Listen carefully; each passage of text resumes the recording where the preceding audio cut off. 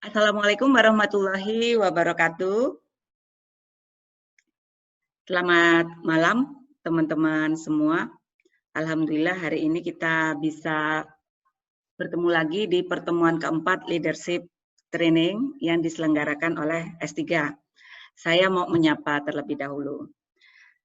Selamat malam Mas Heru Hermawan dari BPS Kayong Utara, Kalimantan Barat. Paling jauh katanya. Oh, jadi ini adalah kabupaten yang ini ya Pak ya, di perbatasan ya Pak. Kemudian ada Jeng Nurul. Ini Jeng Nurul ini konsisten kalau saya lihat. Kalau belajar itu tuh bisa diandalkan. Dari BPS Kota Pekalongan. Terima kasih Jeng. Kemudian Bu Ismaya. Bu Ismaya Gusmi dari BPS Kabupaten Luwu Timur. Selamat malam Bu Maya. Apa kabar? Semoga sehat ya. Kemudian Bu Deswati dari BPS Provinsi Sumatera Barat. Ini nama-nama yang selalu muncul ya, sahabat-sahabat saya yang hobi belajar seperti saya.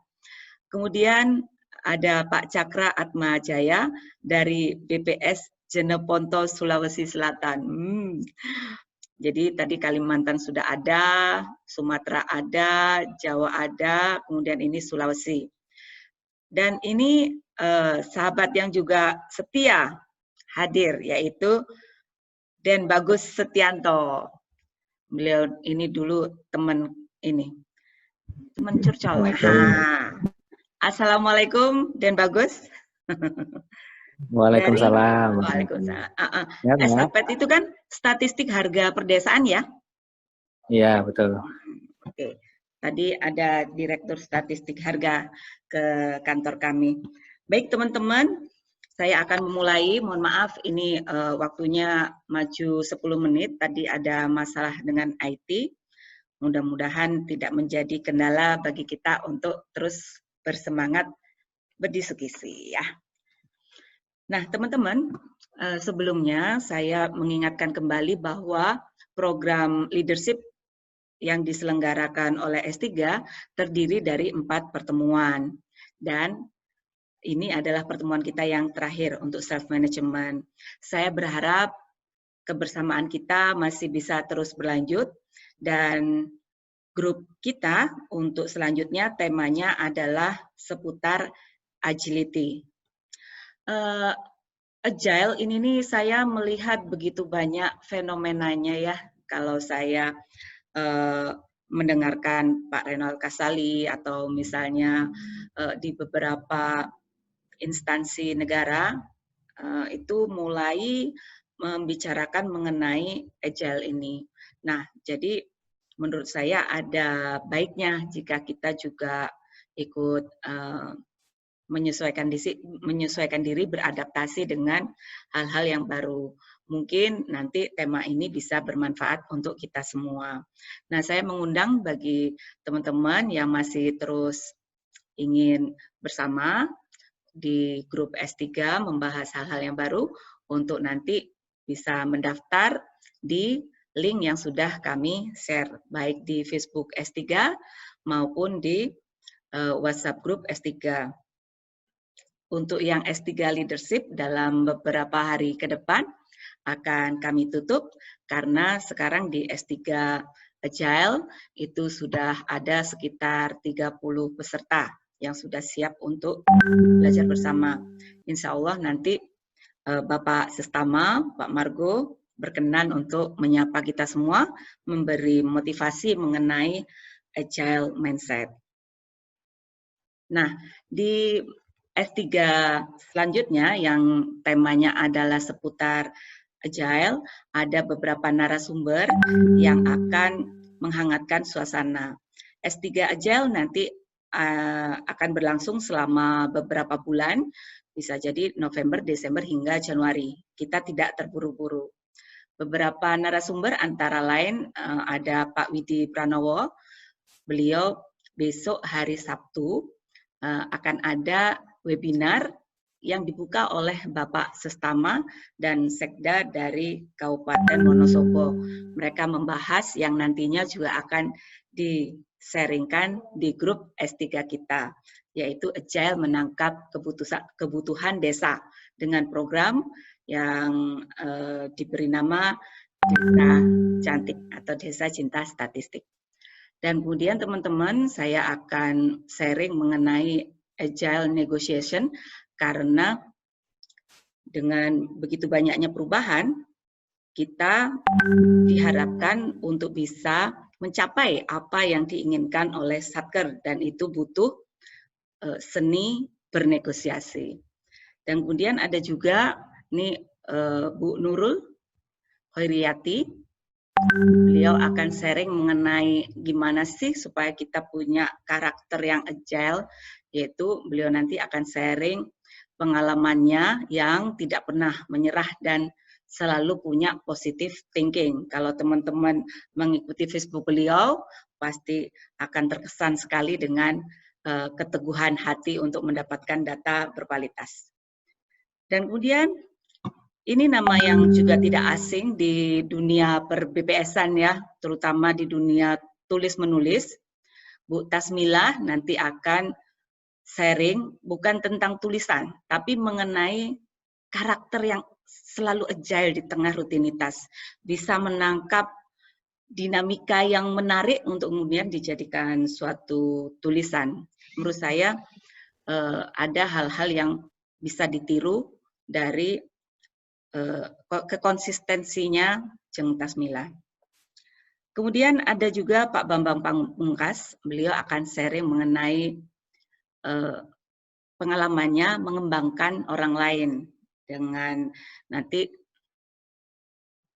temanya adalah Agile Developing Others.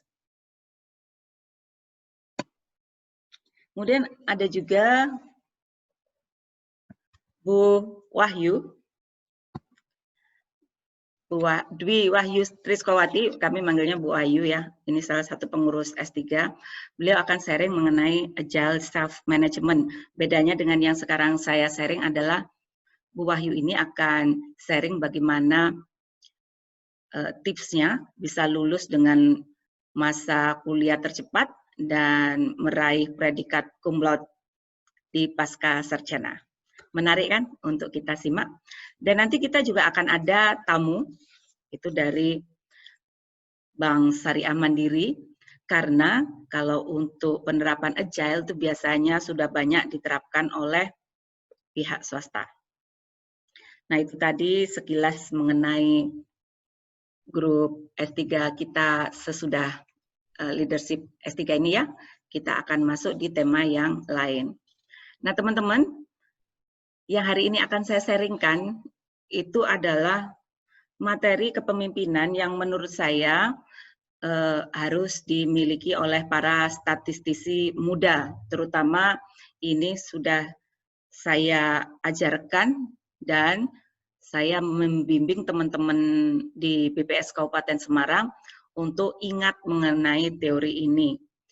Teori ini bersumber dari bukunya Stephen Covey ya, mengenai 7 kebiasaan manusia yang sangat efektif, di mana saya langsung mengambil ke matriks pembagian waktu. Di situ dia menulis suatu quote, yaitu hal-hal yang paling penting tidak pernah boleh berada di bawah kekuasaan hal-hal yang tidak penting. Quote ini ditulis oleh Goethe, seorang sastrawan dari Jerman, sastrawan dunia. Nah, maksudnya apa? Begini teman-teman. Jadi di situ di buku itu dia menuliskan suatu ilustrasi, ada seorang guru, dia membawa gelas yang berisi dengan batu-batu. Jadi gelasnya diisi dengan batu-batu. Lalu guru ini bertanya kepada murid-muridnya, bagaimana, apakah gelas ini penuh? Kemudian kata murid-muridnya, dilihat ya, kan sudah ada batu tuh, udah hampir di permukaan. Jadi kata muridnya, penuh guru. Nah, kemudian si guru tadi membawa gelas ini ke bawah meja lalu diisinya dengan kerikil. Diisinya dengan kerikil, kemudian dia bertanya lagi kepada murid-muridnya, bagaimana, apakah sekarang gelas ini sudah penuh? Nah, kata muridnya, benar, guru, sekarang lebih penuh daripada yang tadi. menurut Anda apakah ini benar-benar sudah penuh? Sepertinya sih sudah penuh, kata murid-muridnya ya, melihat ada batu sudah diisi dengan kerikil. Sama seperti yang tadi, gurunya mengambil gelas itu, ditaruhnya di bawah meja, diisinya dengan sesuatu. Lalu dia muncul lagi. Sekarang, tadi ada batu, diisi lagi dengan kerikil, sekarang diisinya lagi dengan pasir. Sampai benar-benar semuanya terisi. Nah, dia tanya lagi dengan muridnya, nah kalau yang sekarang, apakah gelas ini sudah penuh? Kata muridnya, sudah penuh guru, sudah ada batu besar di situ, sudah ada kerikil, dan sudah ada pasir, tidak ada lagi yang bisa masuk. Baiklah, kata guru itu, diambilnya lagi gelas, ditaruhnya lagi di bawah meja, lalu dia mengisinya dengan air. Nah, kemudian guru itu bertanya pada murid-muridnya, apa yang Anda dapat dari pembelajaran ini? Kata murid-muridnya, begini guru, itu ada ternyata selalu ada celah untuk diisi. Terus kata guru, sebenarnya bukan begitu. Pembelajaran dari hal ini adalah yang batu-batu besar itu adalah misi kita yang utama.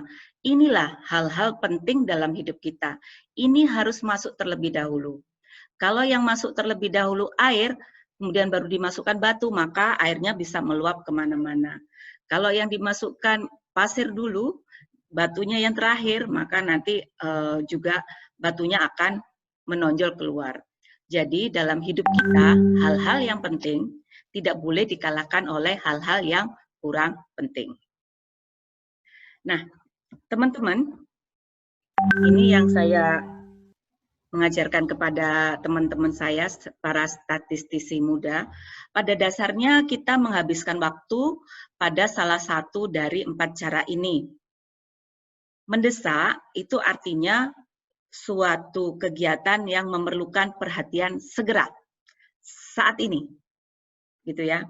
Dan kemudian kalau penting itu artinya suatu kegiatan yang jika dilakukan itu menunjang misi kita, nilai-nilai, dan sasaran prioritas tertinggi kita.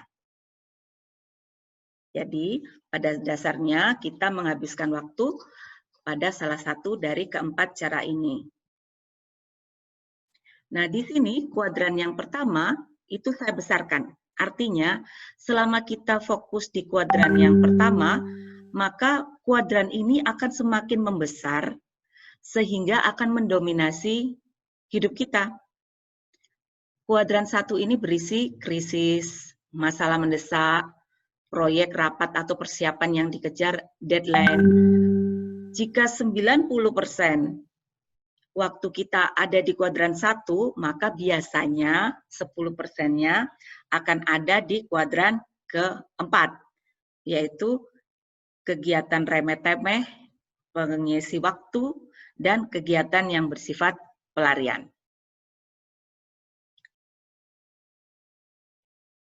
Kemudian, kuadran yang selanjutnya yang saya besarkan adalah kuadran ketiga. Ada orang lain yang menghabiskan sebagian besar waktu di kuadran 3. Dan mereka berpikir bahwa itu adalah kegiatan di kuadran 1, yaitu penting dan mendesak. Kegiatan di kuadran 3 antara lain interupsi, panggilan telepon, surat laporan, atau kegiatan masyarakat, di mana sebenarnya mendesaknya itu didasarkan pada prioritas orang lain, bukan pada prioritas yang sudah kita tetapkan bagi diri kita sendiri. Nah, jika kita berada di kuadran yang ketiga, maka hasilnya kita sering merasa jadi korban. Wah, gimana ya, aku tuh capek. Bosku sih ngasih kerjaan numpuk-numpuk. Itu dia mulai merasa menjadi korban. Kemudian hubungannya dangkal, tidak sempat membuat hubungan yang lebih dalam lagi. Hubungannya hanya sekedar mungkin menyerahkan tugas, mengambil tugas, menagih, dan seterusnya. Dan fokusnya di jangka pendek. Dan karena ini tadi mendesakkannya adalah didasarkan pada prioritas orang lain, kadang orang yang ada di kuadran ketiga itu punya reputasi sebagai karakter bunglon karena dia hidup berdasarkan kebutuhan dari orang lain. Nah, teman-teman, jika kita atau orang-orang yang menghabiskan waktu hampir sepenuhnya di kuadran ketiga dan 4, maka kita tidak bisa berkembang dalam hidup ini. Dan hasilnya kita akan menjadi orang yang kurang bertanggung jawab, mengecewakan sehingga dimutasi, dan kita bergantung pada orang lain untuk, atau lembaga kita ya, untuk hal-hal yang mendasar. Yang tadi kita bicarakan bahwa hal-hal yang penting dalam diri kita itulah yang harus diprioritaskan. Dan hal-hal ini ada di kuadran yang kedua. Kuadran kedua kegiatannya antara lain pencegahan. Pencegahan di sini artinya misalnya begini. Ini nanti ya, sepertinya di pertengahan bulan itu kita akan menumpuk pekerjaan. Berarti pencegahannya saya akan mulai mencicil pekerjaan yang ini. Nah, itu namanya kegiatan yang bersifat pencegahan. Jadi dia itu penting karena berhubungan dengan visi dan nilai kita, tapi dia belum mendesak, belum ada yang mendesak-desak kita. Kemudian pengembangan hubungan, seperti yang sedang kita lakukan pada saat ini, kita sama-sama bergabung di grup S3, tidak ada yang mendesak kita. Tapi kita ada di sini adalah karena grup ini punya nilai yang sama dengan yang kita anut. Kemudian pengenalan peluang baru, ini misalnya kita melakukan atau mengikuti webinar pembelajaran. Dari situ kita akan tahu mengenai peluang-peluang yang baru. Perencanaan dan rekreasi, ya, rekreasi itu sangat penting ya Bapak Ibu. Jadi itu sebenarnya malah bukan ada di kuadran yang keempat, yaitu menghabiskan waktu ya, pelarian. Tapi rekreasi itu adalah kegiatan yang penting dan dia sifatnya tidak mendesak. Bisa diganti di lain hari seperti itu. Tapi ketika kita melakukan di kuadran kedua, maka kita akan dikenal sebagai manusia yang efektif. Hasilnya adalah kita bekerja sesuai dengan misi, kita punya keseimbangan, disiplin, pengendalian, dan kita akan terbangun kapasitas kita. Nah, yang tadi saya jelaskan adalah suatu dasar pemikiran dari diskusi-diskusi kita selanjutnya yang terkait dengan pengelolaan diri. Dari buku yang saya baca, manusia itu tidak bisa mengelola waktu. Yang bisa dia lakukan adalah mengelola diri.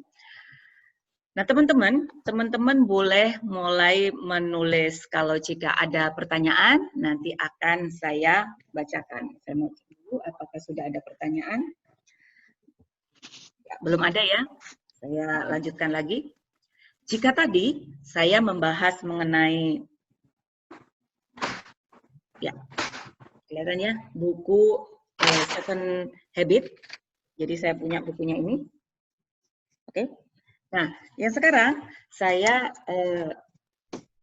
mengajarkan buku yang saya baca ini kepada teman-teman saya, para statistisi muda, mengenai pengelolaan tugas. Buku ini sangat keren dan membantu saya dan teman-teman untuk lebih proporsional dalam melakukan suatu tugas. Buku ini berpesan bahwa jangan terlibat dalam masalah jika itu bukan masalah Anda. Ya. Nah, di buku ini kita akan berbicara mengenai monkey, ya. Kita jangan menganggap monyetnya itu monyet yang liar ya, tapi monyetnya itu lucu, imut-imut seperti ini. Ya, dia adalah tugas kita yang harus kita pelihara dengan baik. Kemudian ada juga pengawas, jadi di karakter dalam cerita kita nanti, dan ada kepala seksi. Bedanya pengawas dengan kepala seksi? Kepala seksi ini nanti adalah koordinator suatu kegiatan dan di bawahnya ada supervisor. Bisa jadi pengawas ini adalah seorang KSK, seperti itu ya.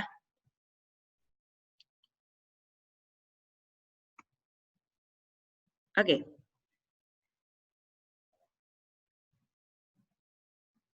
Jadi ceritanya begini.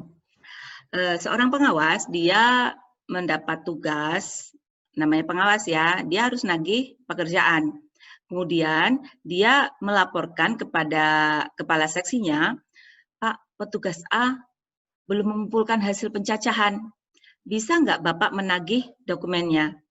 Nah, teman-teman, untuk menagih dokumen itu adalah tugasnya pengawas. Jadi ini adalah monkey-nya pengawas.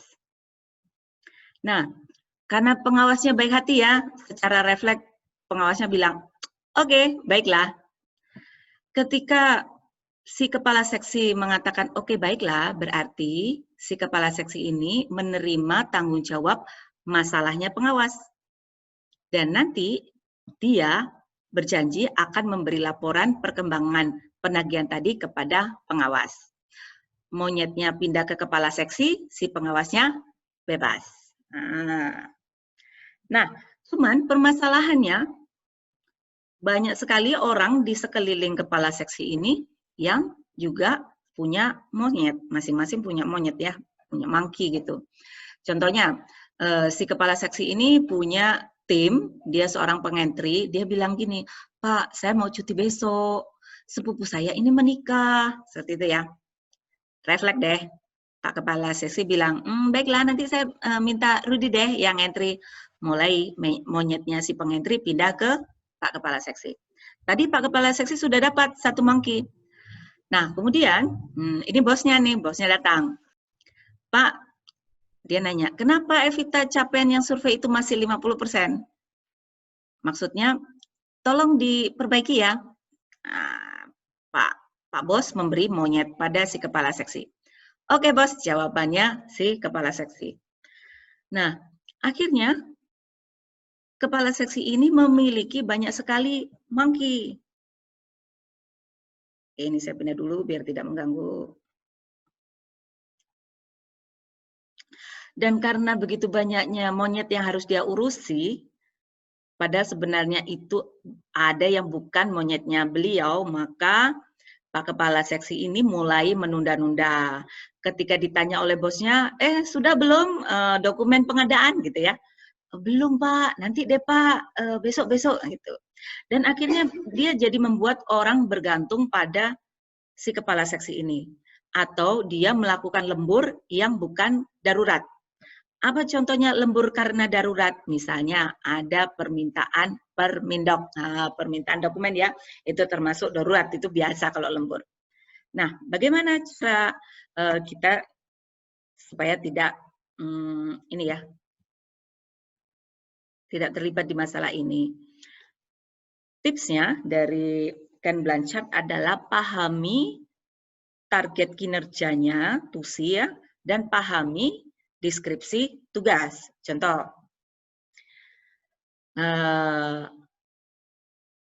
beberapa pekerjaan yang ada di tadi ya di Pak Kepala Seksi, ada hal-hal yang warna hitam itu sebenarnya bukan monkey-nya si Kepala Seksi. Harusnya dia tidak boleh mengambil si monyet itu karena sudah ada yang harus bertanggung jawab masalah itu.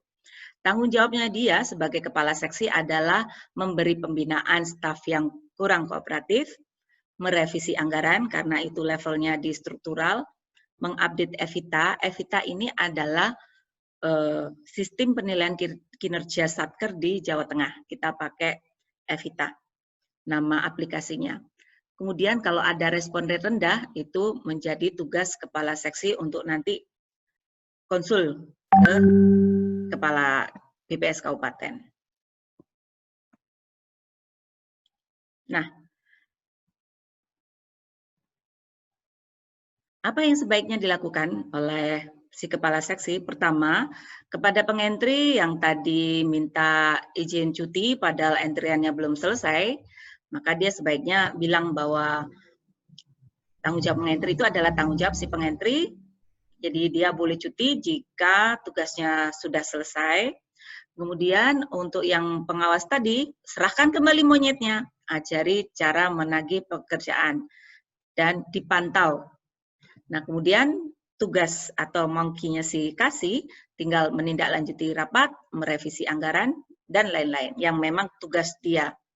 Semakin kita menyingkirkan monyet milik tim kita atau milik orang lain, maka akan semakin banyak waktu yang bisa kita luangkan untuk tim kita. ini ada yang di kuadran kedua, yaitu memperdalam hubungan.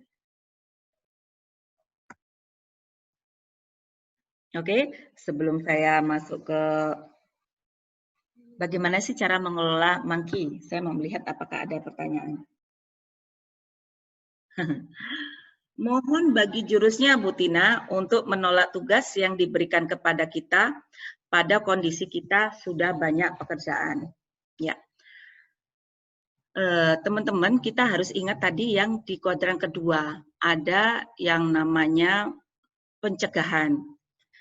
Kadang-kadang kita tidak melakukan suatu pencegahan sehingga kita masuk ke dalam suatu periode yang akhirnya bertabrakan dengan pekerjaan lain yang memang sudah pasti akan jatuh di periode itu. Jadi teman-teman introspeksi dulu sebelum menolak. Karena bisa jadi itu deskripsi tugasnya teman-teman. Saya berikan contoh. Ada seorang seorang anggota tim, dia mendapat tugas sebagai pejabat pengadaan. Berarti dia harus menyusun dokumen dokumen pengadaan, apalagi di sensus penduduk ini. Nah, jika dia menunda pembuatan dokumen pekerjaan ini, bisa jadi dia akan masuk di akhir bulan, di mana akhir bulan itu di deskripsinya dia yang lain, di seksi distribusi misalnya, itu adalah deadline untuk survei hotel. Sementara di akhir bulan, tiba-tiba ada permindok, dokumen pengadaan barang dan jasa termasuk dokumen yang harus diupload. Akhirnya kan jadi bertumpukan. Dan dia tidak bisa menolak karena itu memang deskripsi dari tugasnya. Kadang-kadang satu orang pegawai itu memiliki beberapa macam deskripsi. Kenapa? Pertama, misalnya ya, dia PPK, dia juga kepala seksi, dia juga anggota tim Pokja, dan seterusnya, dan seterusnya. Mungkin juga ditambah lagi, dia adalah pengawas pengolah, pengawas pengolahan misalnya ya. Jadi dia memang banyak dapat tumpukan tugas. Nah, disitulah dia harus pandai mengelola dirinya, masuk di kuadran kedua tadi, pencegahan, perencanaan. Oke? Itu tips dari saya. Jangan menolak si monyet, jika memang monkey ini adalah peliharaan dia. Dia nggak boleh sakit nih, si monkey ini. Jadi harus diurusi. Nah, untuk manajemen monkey, dialog antara si pemberi tugas dan anak buah tidak boleh berakhir sebelum para monyet ini memiliki deskripsi langkah selanjutnya. Nggak boleh ngambang. Yang kedua, monkey ini harus punya pemilik. Jadi kalau ada suatu tugas, ditanya tuh anak buahnya, jadi kamu nanti mau gimana? Oh, nanti saya akan melakukan ini, Bu. Betul. Anak buah itu harus tahu bahwa ini monyetnya dia, begitu. Kemudian akan ada kebijakan asuransi dan pengerjaan dan pemeriksaan yang akan saya jelaskan sebentar lagi. Saya mau lihat apakah ada pertanyaan lagi. Oke. Tadi dari ini ya Pak Angga ya, sekarang dari Jeng Nurul. Tapi kadang kita tahu itu bukan monyet kita, tapi karena kita di bawah, kadang tidak bisa menolak. Meski daftar antrian kita sudah overload. Contoh, update, ya, update Evita membuat matriks. Itulah mengapa program ini dinamakan leadership program.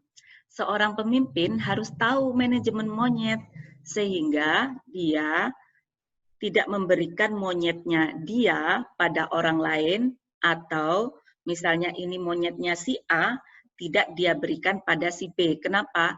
Pemimpin itu harus tahu job deskripsi. Saya sering teman-teman ditanya sama kasih saya. Pertanyaannya teknis. Saya lupa ya. Ini contoh aja ya, saya lupa. Ini contoh aja, misalnya begini. Bu, ini kita kan mau ngentri. Menurut Ibu, kita nanti pengentrinya jumlahnya 15 apa 18, Bu? Kalau saya itu kepala BPS, itu bukan monyet saya, karena saya tidak tahu teknis. Yang tahu adalah kepala seksi saya. Jadi saya biasanya nanya lagi, kalau menurut Bapak, bagusnya berapa? Dilihat dari banyaknya dokumen. Nah, mulailah dia menghitung. Jadi selama dia menghitung, saya baca buku atau saya mengerjakan yang lain. Tapi kalau begitu apa dong Bu monyetnya Bu Tina? Monyet saya adalah ketika ada undangan yang ditujukan kepada kepala BPS, saya tidak boleh melimpahkan kalau saya ya. Kecuali saya ada perintah dari atasan saya. Selama itu ditujukan kepada saya, maka saya akan pergi karena itu adalah monyet saya. Bahkan walaupun saya tahu di pertemuan itu akan sangat membosankan seperti itu. Saya tidak akan memberikan pada yang lain. Ada lagi nggak ya? Oke, belum ada. Baik, kita lanjutkan. Nah, apa yang dimaksud dengan kebijakan asuransi? Begini, ketika kita memberikan suatu tugas, terutama saya ya, sebagai kepala kantor itu sangat terbiasa dalam hal ini. Kadang-kadang ada yang kita omongin dulu, kita mau memberi tugas ya, Pak, tolong bikin iklan untuk pembinaan statistik sektoral.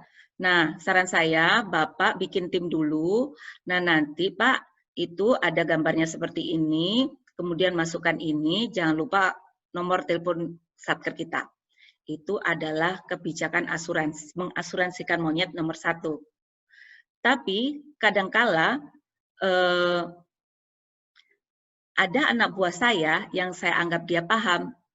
Saya cuma bilang begini, besok mau ada tamu penting di kantor kita ya Bu, tolong Ibu tindak lanjuti.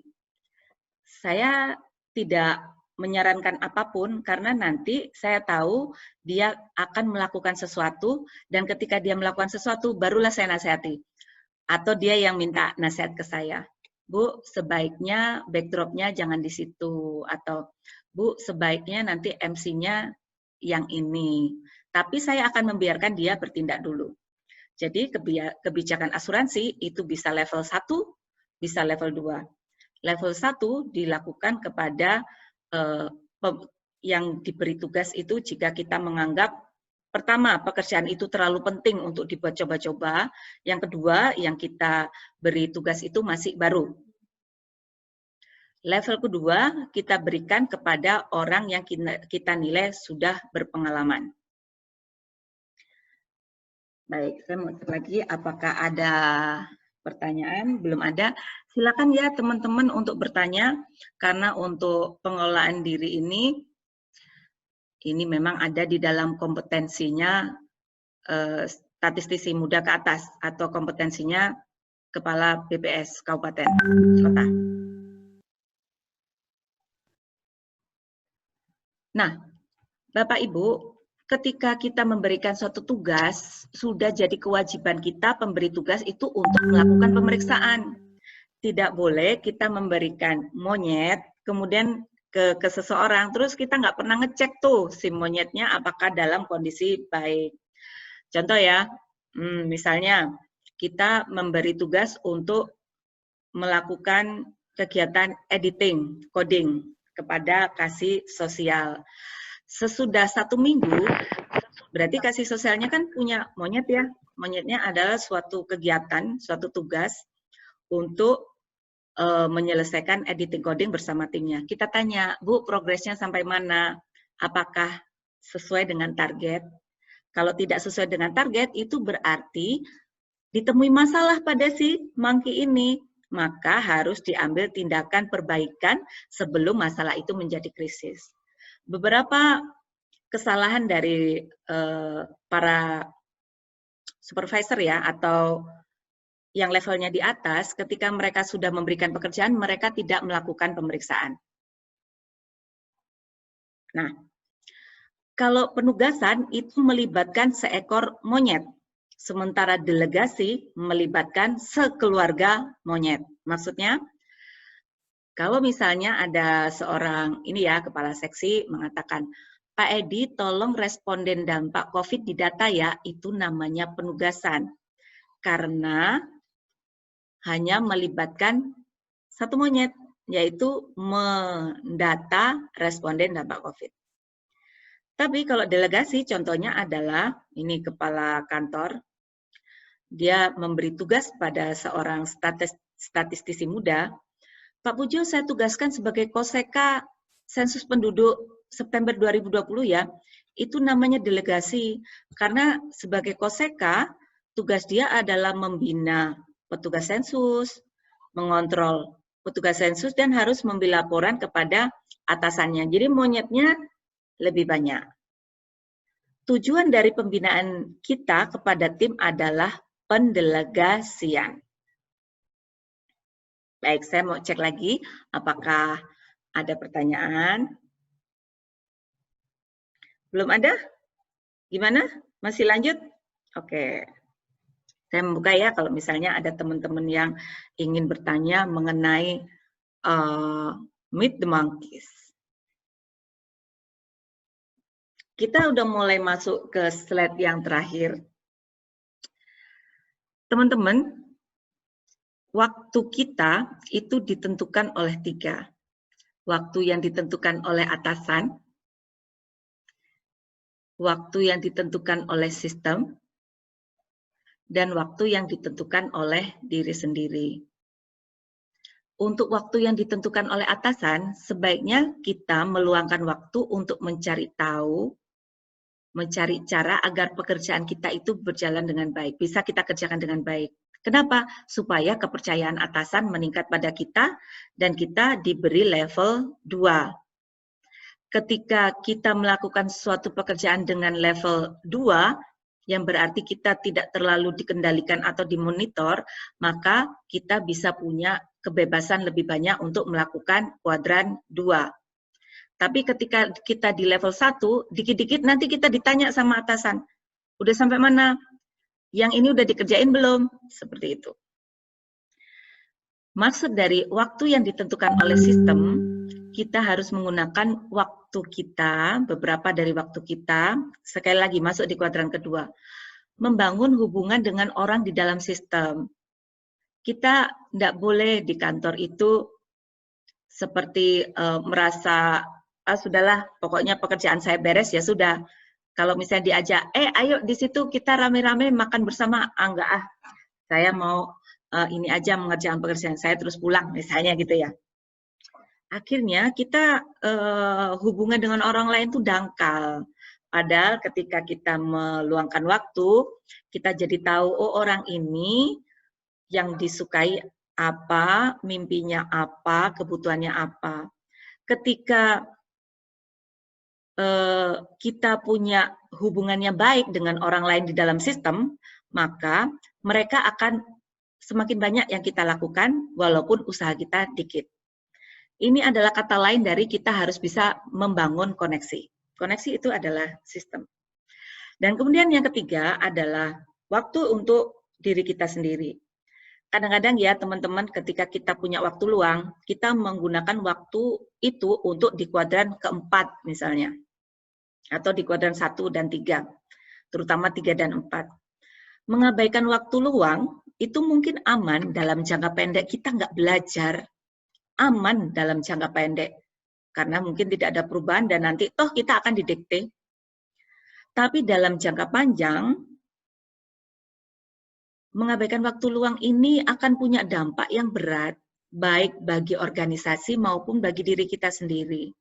Ketika tiba-tiba ada perubahan di dalam organisasi kita dan kita tidak memiliki pencegahan yang baik, baik itu dari belajar ataupun dari perencanaan, maka kita akan terlibat seperti itu. Nah, ini adalah slide terakhir. Saya mau cek lagi apakah ada pertanyaan.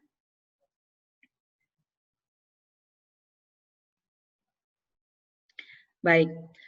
Sepertinya nggak ada yang bertanya ya, apakah teman-teman masih mengikuti dengan baik?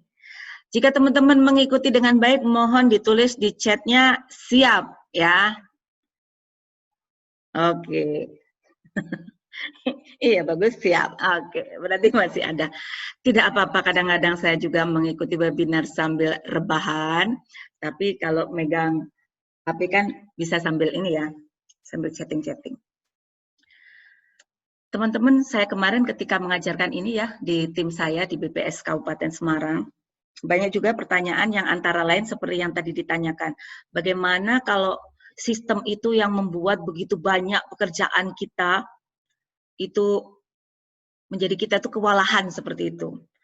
Dan banyak sekali keluhan-keluhan. Yang pertama, tentulah kita harus selalu mengupgrade kemampuan kita, teknik-teknik kita, karena teknik itu sudah terbukti membuat kita bisa bekerja lebih cepat, lebih mudah, dan lebih baik. Dan kita juga tidak bisa menjadi mengharapkan yang begitu sempurna bagi diri kita sendiri, apalagi mengharapkan organisasi yang tersedia sempurna bagi diri kita. Lebih baik kalau kita punya jurus itu ya, atau di sini contohnya adalah kalau kita punya tongkat bengkok, ya lebih baik kita menyerang dengan tongkat bengkok itu daripada kita menghabiskan seluruh hidup kita berusaha meluruskan tongkat yang sudah bengkok itu. Nah, salah satu cara itu tadi ya teman-teman, supaya kita bisa beradaptasi dengan menggunakan seoptimal mungkin apa yang kita miliki, itu adalah dengan selalu menambah ilmu dan wawasan. Baiklah teman-teman, Bu Deswati masih menyimak. Ini sudah selesai ya, sudah selesai materinya. Nah, kan sudah habis.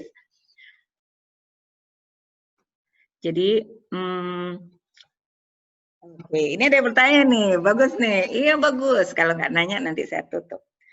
Bagaimana cara, waduh ini bahasanya bahasa tinggi banget ya, bagus ini dulu di IPDS. Jadi dia suka pakai bahasa program. Ini maksudnya apa ya? Bagaimana cara memberdayakan sistem tanpa mengandalkan power? Mungkin sepertinya gini ya. Sistem saya anggap itu adalah seksi-seksi. Misalnya, tanpa mengandalkan power itu maksudnya jangan mengancam. Mungkin begitu ya, mungkin ya bagus. Bagaimana memberdayakan sistem tanpa mengandalkan power?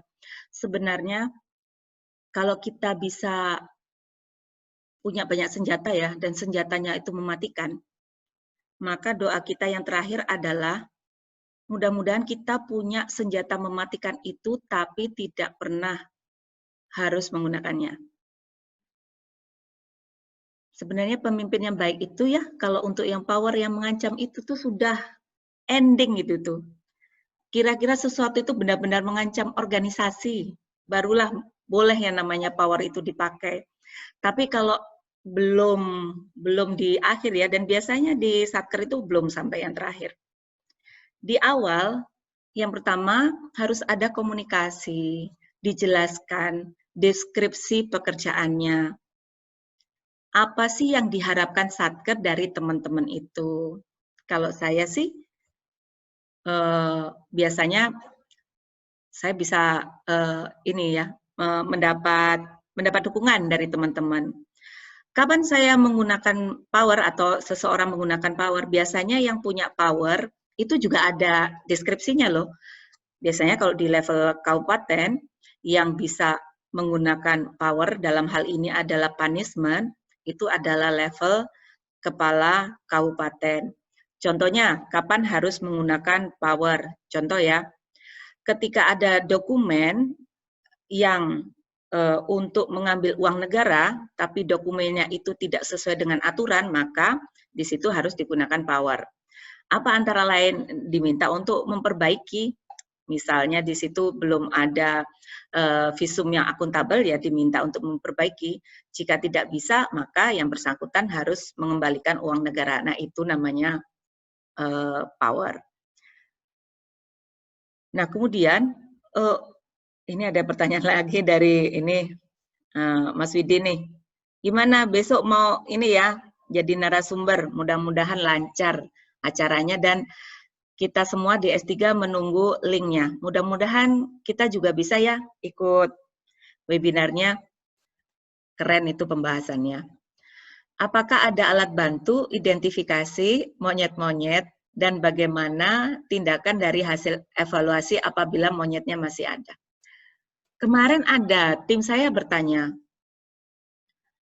Bu, gimana caranya supaya kita nggak punya monyet, katanya gitu. Terus saya bilang, jangan, kalau kita nggak punya monyet, kita nanti nggak dibayar. Karena monyet ini adalah tugas kita, deskripsi pekerjaan kita. Tugas kita adalah memastikan monyet kita ini sehat. Contoh ya, monyet sehat adalah progress entry di minggu kedua, targetnya 30%, capaiannya 35%, itu monyetnya sehat tuh. Jangan dibuang ya monyetnya, dan jangan diberikan pada orang lain. Karena inilah, monyet inilah yang mensejahterakan kita. Nah, alat bantu identifikasinya itu adalah, kalau di kami pakai mind mapping.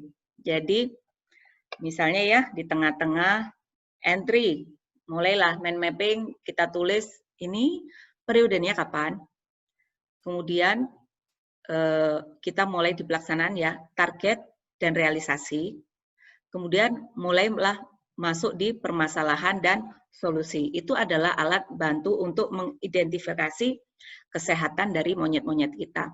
Kalau kami di BPS Provinsi Jawa Tengah, alat identifikasi kesehatan monyet kami adalah Evita. Ketika kami di Evita kami, misalnya ya, satker lain nilai kinerjanya 3,8 dan satker kita 3,2, berarti something wrong dengan monyet kita. Mungkin kita lupa ngasih makan ya. Nah, itu berarti harus diperhatikan lagi. Baik, terima kasih ya, Widi. Ada lagi yang mau bertanya? Monggo silakan. Mungkin kita masih ada waktu sekitar 5 menit. Monggo. Ini kita tidak ada mentoring ya, karena ini biasanya tidak ada tugas untuk praktek, tapi teman-teman akan menemuinya di saat bekerja sehari-hari. Kalau saya paling suka ini, ilmu ini, karena saya akan dikit-dikit bilang gini, kayaknya itu bukan monyet saya deh, saya bilang gitu. Dan saya letakkan pada tempat yang benar. Cirinya apa sih kalau itu bukan monyet kita? Kita tuh nggak tahu cara memperlakukan si monyet. Kenapa? Karena kita nggak ikut briefing, nggak ikut pelatihan. Nah, bisa jadi itu bukan monyet kita. Tapi ketika kita dikasih briefing dan pelatihan, itu berarti monyet kita yang harus kita pelihara dengan baik. Oh, boleh tanya pakai voice? Boleh, boleh. Gimana caranya? Boleh, Pak Angga. Langsung bicara mungkin ya, Pak ya? Oh, J, monggo, monggo, Bapak. Terima kasih atas kesempatan yang diberikan. Jadi senang sekali bisa dapat banyak ilmu Dina atas sharingnya yang terus terang menjadi membuka pikiran atau wacana dari kami di kabupaten kami. Ya, terus begini Bu Dina, mungkin di banyak teman-teman juga mengalami apa ya, semacam kendala yang sebenarnya mirip-mirip saja sih. Kalau permasalahan yang mungkin apa namanya, yang kami alami dan kadang sering terkunci, ada solusinya bingung gitu. Itu masalah senioritas Bu Dina. Jadi kita yang anak-anak masih muda punya pikiran apa ya, milenial atau apa istilahnya, kadang sering berbenturan dengan kasih-kasih lain atau teman-teman lain yang dari sisi usia jauh lebih senior. Ketika kita keluarkan, kita sampaikan ide-ide baru, ide-ide yang apa istilahnya, modern atau yang baru lah, itu belum bisa menerima. Nah, itu gimana Bu, caranya kita bisa memberikan pemahaman dan bisa mengajak mereka itu bisa menerima apa yang kita sampaikan tersebut. Terima kasih Bu Tina. Ya, terima kasih Pak Angga. Mungkin Waalaikumsalam. Masih tetap bisa ini ya Pak ya, mute ya Pak, biar saya bisa unmute. Yang pasti Bapak bisa saya ini dengarkan suaranya. Saya mau nanya dulu, Bapak memberikan ide ini, apakah itu sesuatu yang baru atau memperbaiki sesuatu yang kurang berhasil? Dua-duanya. Dan yang sering saya lakukan itu mencoba untuk menawarkan solusi atas permasalahan yang selama ini tidak bisa diselesaikan dengan biasanya. Biasanya caranya seperti ini. Nah, itu nggak berhasil. Saya coba menawarkan sesuatu yang baru. Oke. Baik Bapak, ini sangat bagus sekali ya kalau satu satker punya tim yang dia inovatif namanya Pak. Ketika Bapak menyampaikan suatu cara dengan sudut pandang yang baru untuk memperbaiki sesuatu, itu namanya inovatif. Bapak harganya mahal loh Pak. Nah, untuk sesuatu yang baru, saya punya tim, dia pandai sekali menggerakkan orang-orang untuk sesuatu yang baru. Jadi caranya, Pak, kalau saya lihat, dia selalu mendekati beberapa orang terlebih dahulu. Jadi kita jangan langsung floor ke orang banyak, Bapak. Karena sifatnya manusia itu memang dia sukanya di zona nyaman. Namanya juga ide baru ya. Jadi dia mencari kawan dulu, bisa 2 orang, 3 orang, dia punya ide, dan kemudian mulai maju ke atasan, langsung yang paling atas, ke kepala. Nah, tugasnya dia adalah membangun kepercayaan dengan kepala. Biasanya orang seperti ini bisa diterima oleh kepala jika dia sering ada di level 2, Pak. Kalau dia masih di level 1, apa-apa harus didikte, diingatkan tuh berarti masih level 1 itu. Maka dia akan susah untuk bisa menggerakkan orang lain untuk sesuatu yang baru. Nah, untuk yang memperbaiki sesuatu, ini, apalagi ini ya, sekarang itu kan zamannya zaman penilaian kinerja. Kalau di tempat kami ya Pak ya, segala sesuatu itu memang dilihat secara objektif. Sehingga ketika di Evita itu misalnya survei kami, tagihannya adalah 236, tapi kok masih 150, something wrong. Ini biasanya kepalanya mau tidak mau dia akan membuka diri untuk ini bagaimana caranya ya supaya lebih baik. Jadi ini monyetnya ada di kepala. Karena kepala itu punya tusi, dia harus bisa menghasilkan data berkualitas di level kabupaten. Sementara data itu akan semakin berkualitas jika jumlah respondennya mendekati 100%. Nah, karena yang punya monyet adalah kepala, Bapak dekatilah yang punya monyet itu. Karena Bapak itu sebenarnya sedang membantu si pemilik monyet itu. Jadi mungkin itu ya Pak ya, tips dari saya. Dan jika Pak Angga masih merasa buntu, saya terbuka Pak untuk diajak diskusi. Itulah yang saya maksud dengan mentoring. Mentor itu tidak hanya harus ada di satker kita ataupun di unit kerja kita, yaitu BPS Provinsi, tapi dengan adanya IT kita bisa punya mentor dari tempat yang lain. Dan mungkin Bapak bisa lebih bebas gitu ya, menceritakan dan saya tidak akan memihak siapapun. Oke, baiklah. Ada lagi yang mungkin bertanya? Boleh. Oke, sami-sami.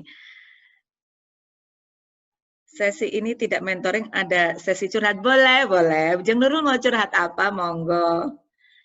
Kalau Bu Wayu? Suka kalau lihat Bu Tina sebagai narasumber, renyah dan banyak senyum. Jadi begini Bu, orang itu tergantung prioritasnya. Saya bisa serem loh, saya di kantor ketika itu menyangkut respon Bu. Jadi saya di kantor sebenarnya suka senyum-senyum menurut saya begitu ya. Tapi ada suatu ketika saya dikabari bahwa Sakernas itu ada sekian responden, 12 responden non-respon. Wah, saya hilang Bu senyumnya dan hilang renyahnya, tinggal pahitnya. Saya tidak bisa menerima ketika respon rate itu tidak 100%. Karena seberapa kerasnya kita bekerja, kalau respondennya itu tidak sampai 100%, maka datanya kurang berkualitas. Disitulah saya mendorong teman-teman di awal itu harus melakukan pencegahan. Dilihat monyetnya, apakah ada suatu daerah yang kira-kira itu nanti bakal di lockdown, atau misalnya ada yang tidak bisa masuk. Nah, itu ketika tidak bisa masuk, itu kan hubungannya dengan koordinasi. Itu jadi monyet saya. Saya pingin untuk diberitahu. Nah, apakah kalau misalnya teman-teman melihat saya di kondisi yang tidak renyah tadi, kemudian bisa menilai saya secara keseluruhan saya itu tidak renyah? Kan tidak. Tapi kalau kita berbicara tentang hal-hal yang menurut saya itu bukan prinsip, contoh, kita mau piknik kemana? Itu saya sangat renyah sekali ya. Mungkin itu ya, Jeng Wahyu. Ada lagi yang mau ditanyakan teman-teman? Atau mungkin kita sudah selesai? Tolong kalau teman-teman merasa ini sudah cukup, ditulis di teks, sudah cukup gitu ya. Karena tadi saya memulainya agak lambat. Bagaimana? Ada yang tega menulis sudah cukup? Baiklah, teman-teman, saya anggap kita butuh istirahat. Jadi sesi leadership program yang diselenggarakan oleh S3 di 4 kesempatan sudah saya tuntaskan dengan baik. Dan saya berusaha untuk konsisten di hari Kamis, karena saya pikir ketika kita mengambil hari lain nanti teman-teman lupa. Dan saya sangat mengapresiasi teman-teman yang ini ya meluangkan waktu untuk terus belajar. Dan betul kata Pak Angga tadi bahwa tujuan saya di sini hanya untuk trigger, membuka pikiran, bahwa semakin kita belajar, semakin kita tahu bahwa sebenarnya kita banyak ketertinggalan. Dengan kita ada di suatu lingkungan yang untuk terus mendorong untuk kita berdiskusi bagaimana cara memperbaiki proses bisnis kita dengan lebih baik. Mudah-mudahan kita bisa menjadi pegawai yang dibutuhkan oleh BPS, yaitu pegawai yang unggul dan bisa beradaptasi. Saya mengakhiri seksi dari program leadership ini, dan saya berharap kita masih bisa bersama-sama di program S3 kita selanjutnya, yaitu S3 Agile. Saya undur diri dulu. Saya minta maaf jika ada yang selama 4 pertemuan kita ada hal-hal yang kurang berkenan. Terima kasih untuk kebersamaannya. Selamat malam, salam sehat. Wassalamualaikum warahmatullahi wabarakatuh.